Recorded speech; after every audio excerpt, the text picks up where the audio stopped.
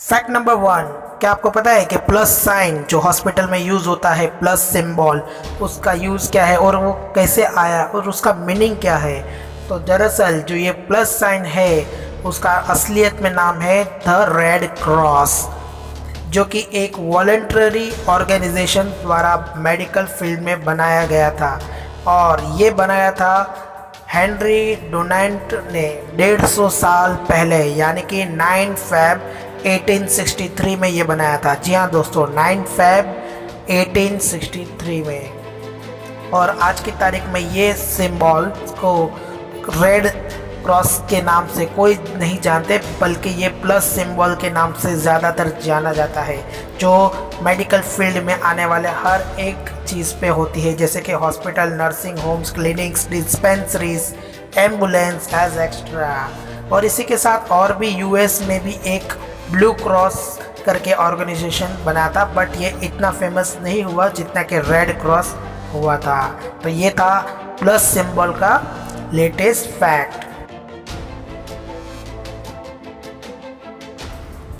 Fact number 2, क्या doctor अपने prescription में RX क्यों लिखते हैं? जी हाँ दोस्तों, RX एक ऐसा चिन्ह है जो लैटिन भाषा में होता है और जिसका अंग्रेजी में मतलब होता है टेक, यानी कि इस हिसाब से इसका मतलब सीधा सीधा हुआ लेना। जी हाँ दोस्तों, टेक, TAKE, यानी कि आप लीजिए। फैक्ट नंबर 3, क्या आपको पता है कि इस इंडिया में या फिर हमारे भारत में पहला अस्पताल यानी कि फर्स्ट हॉस्पिटल इन इंडिया कब बना था?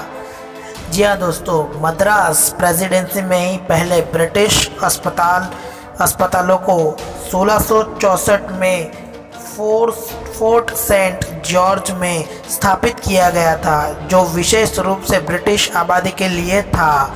मद्रास में दूसरे अस्पताल का निर्माण सार्वजनिक सदस्यता के साथ 838 पगोड़ा यानी कि लगभग रुपया 3000 रुपीज़ की लागत के किया गया था।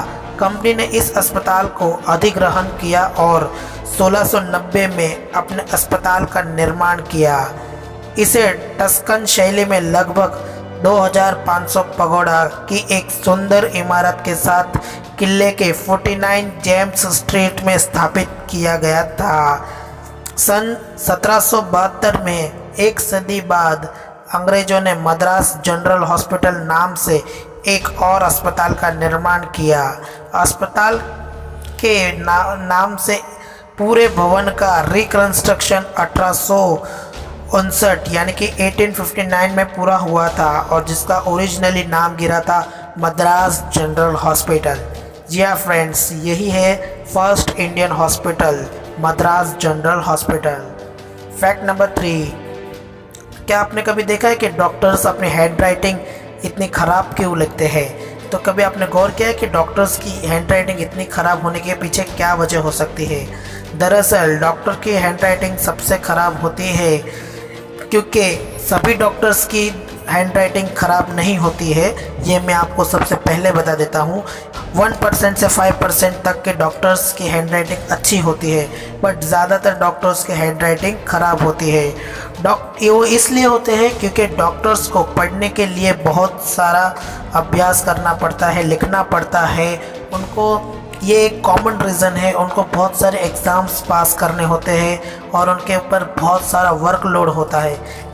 इसके कारण इनकी हैंड राइटिंग ऐसे होते हैं। इसके साथ बहुत सारी वजह भी होती है, जैसे कि अगर वो क्लिनिक में है या फिर अस्पताल में है तो 1 घंटे में उनको 30 से 40 पेशेंट देखने पड़ते हैं। उनके ऊपर टाइम का प्रेशर होता है, वर्कलोड होता है। डॉक्यूमेंट्स में डिटेल भी लिखना पड़ता है, जैसे कि discharge summaries, X ray slips, referral from, drug chart, तो ये सब उनको लिखना पड़ता है। अस्पताल में जितना वो हैंडल कर पाते हैं एज अ ह्यूमन, उससे कहीं ज़्यादा ये होता है। और अब आप जान लीजिए कि मेडिकल जो ड्रग्स देते हैं या फिर मेडिकल जो स्टाफ होते हैं, उनको ये ऐसे डॉक्टरों की ऐसी स्लोपी राइटिंग कैसे पहचान लेते हैं? दरअसल एक्चुअली में मेडिकल काउंसिल ऑफ इंडिया ने एक लॉ जारी किया था कि कोई भी डॉक्टर को स्टार्टिंग फर्स्ट जो लेटर है वो कैपिटल लेटर से ही लिखना चाहिए। तो इसका अमल अभी तक ज़्यादातर डॉक्टर नहीं करते, क्योंकि ये इस पे कोई लॉ या कोई ऐसा पेनल्टी नहीं लगाया है, ये ऑप्शनल रखा है, जिसके कारण बहुत सारी गलतियां भी हो जाती है और कभी कभी तो पेशेंट जान भी गंवा देते हैं।